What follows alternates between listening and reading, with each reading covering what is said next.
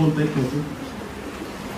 बरेच प्रयत्न केले आणि के सरांचं भेट झाली माझी.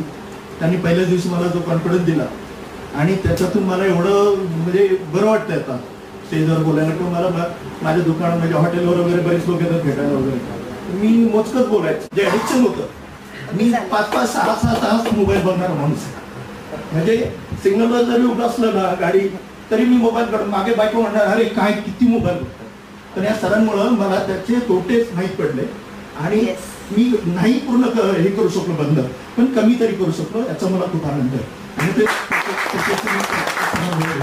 Thank you very much.